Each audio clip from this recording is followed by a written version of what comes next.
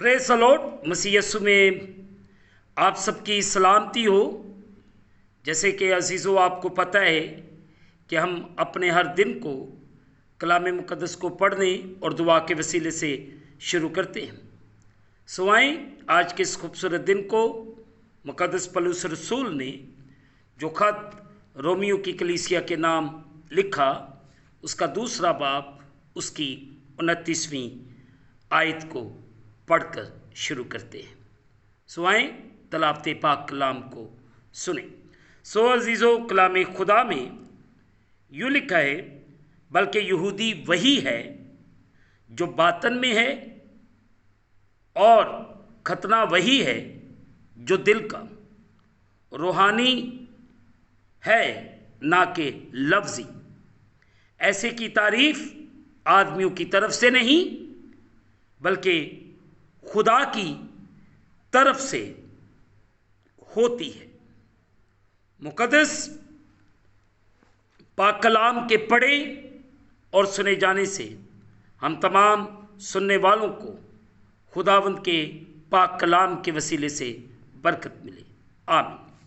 आए अजीज़ों, जो हिस्सा तलावत किया गया है इस पर थोड़ी देर के लिए गौर व खोज करें। खतना वही है जो दिल का और रूहानी है।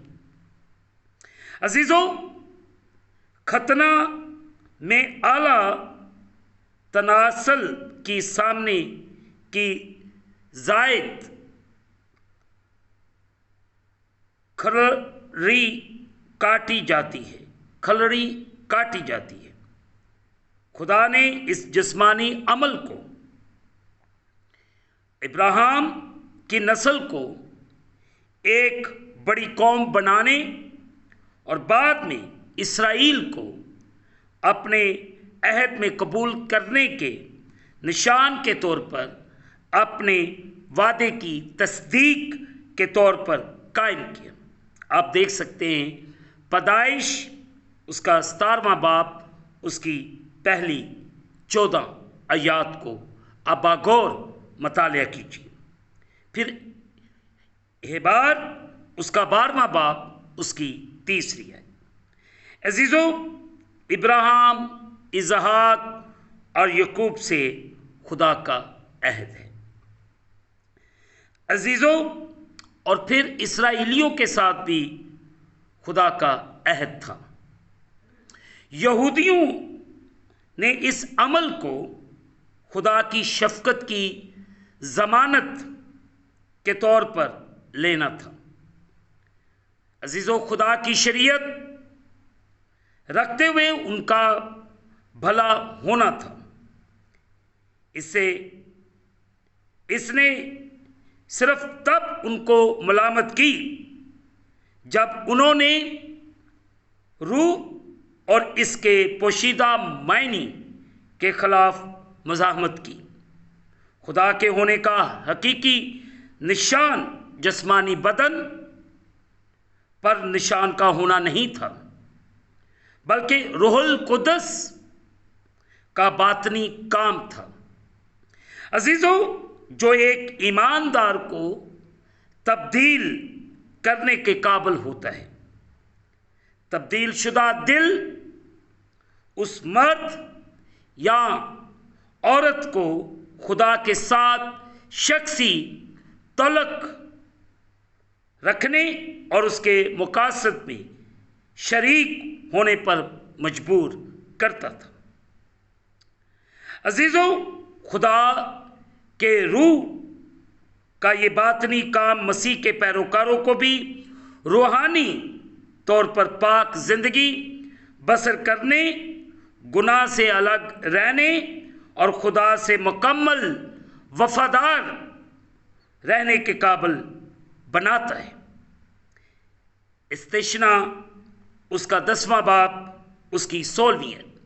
फिर यिर्मयाह नबी का सहीफ़ा उसका 4था बाब 4थी है। फिर दूसरा पतरस उसका पहला बाब उसकी 4थी है। और यही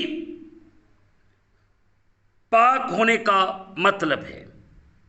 ये एक ज़ाहरी निशान है कि कोई शख्स उनके साथ जो उसके बेटे खुदावंद यीशु मसीह की ज़िंदगी और उसकी कुर्बानी पर मबनी उस पर ईमान रखते हैं। नए अहद यानी खुदा के ताहयात मुआदे के तहत ज़िंदगी बसर कर रहा है। आप अजीज़ों, किसी वक्त में आपको के साथ शेयर करेंगे पुराना अहद और नया अहद। दुआ कीजिए कि इस बात को भी किसी वक्त में आपके साथ शेयर करूंगा। सो आज जितनी बातें हमने सुनी हैं, इन पर मिलकर गौर करें और अपनी ज़िंदगी को खुदा के कलाम के ताबे करें, ताकि मैं और आप सब खुदा के जलाल में, खुदा की कुदरत में बढ़ते जाएं, ताकि हमारी ज़िंदगियों में खुदा का जलाली काम आए। अजीज़ों, दुआ करें। कादिर मतलब खुदावंद,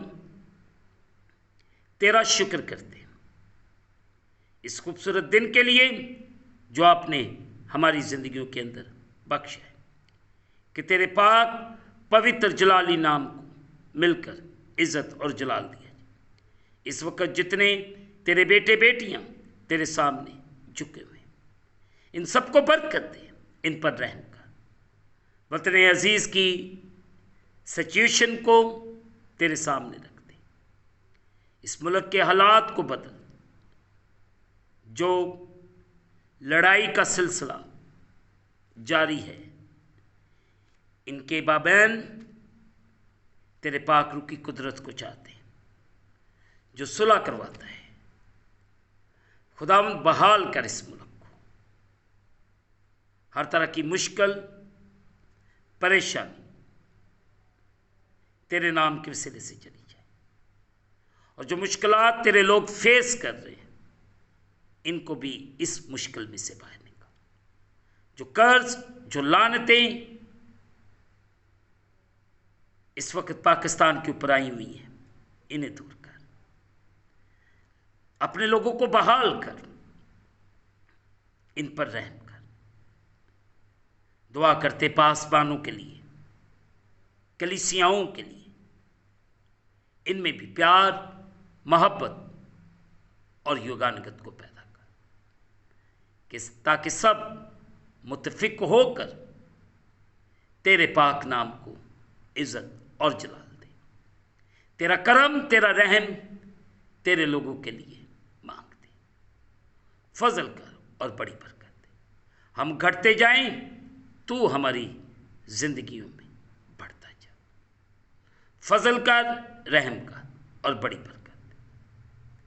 तेरा करम, तेरा रहम तेरे लोगों के लिए मांगता हूं। खुदावंद, पूरी दुनिया की बहाली के लिए दुआ करता हूं। इसराइल यरूशलेम की सलामती की दुआ करता हूं। तमाम उम्मतों, कबीलों की बहाली चाहता हूं। सब पे करम कर, रहम कर और बरकत दे। हम घटते जाएं, तू हमारी जिंदगियों में बढ़ता जा।